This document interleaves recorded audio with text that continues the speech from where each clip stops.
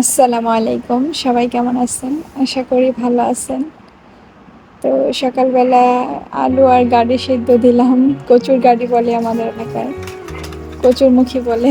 তো যে যাই বলুক না কেন, তো সকালে নাস্তা করে নিলাম। আর এদিকে মাছ ভেজে রাখছি। আজকে একটু টক রান্না করব, আমাদের ব্রাহ্মণবাড়িয়ার স্পেশাল টক।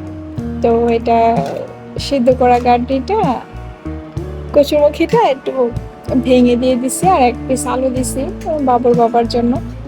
তো এটা হালকা পাতলা মশলা দিয়ে রান্না করতে হয়। তো হাফ চামচ হলুদের গুঁড়া আর ধনিয়া গুঁড়া নিচ্ছি হাফ চামচ, আর একটু আদা রসুন বাটা দিলাম।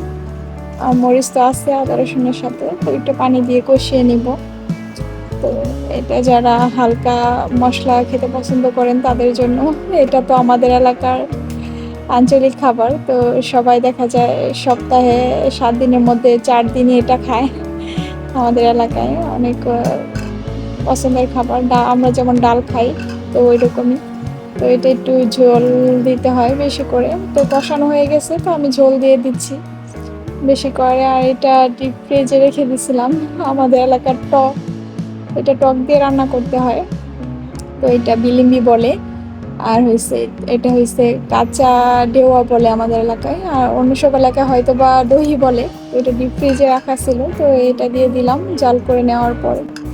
তো এদিকে একটু ধনিয়া পাতা দিয়ে দিলাম, বিলাতি ধনিয়া পাতা, এটা দিলে খেতে ভালো লাগে। তো হয়ে আসছে আমার রান্না বান্না আজকে।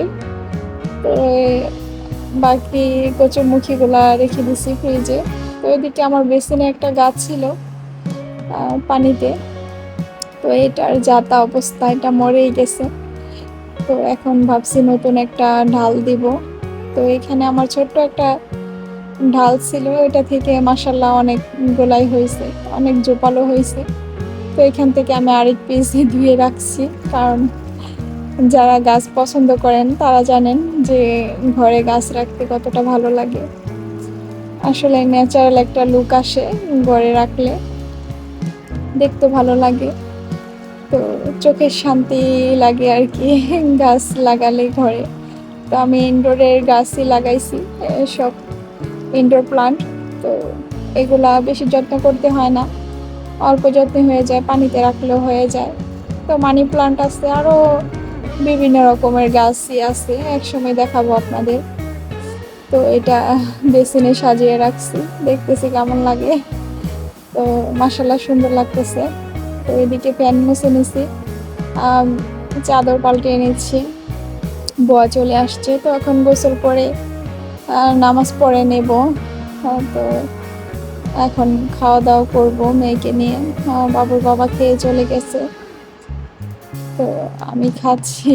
তার আগে খাওয়াচ্ছি অবশ্য। আজকে আমাকে ভিডিও করো না, আমার ভিডিও করবো না আজকে। তো আমি একটু টক দিয়ে খেয়ে নিচ্ছি, এটা একটু ঝোল বেশি করে খেতে হয়, খেলে ভালো লাগে। সাথে কাঁচামরিচ খেতে পারেন। তো আলহামদুলিল্লাহ আজকে তৃপ্তি নিয়ে খেলাম। তো গোলাপটা দেখছিলাম শুকিয়ে যাচ্ছে, তারপরে সুন্দর লাগছে। তো এটা টেবিলে সাজিয়ে রাখছি। তো আজকে এ পর্যন্ত, সবাই ভালো।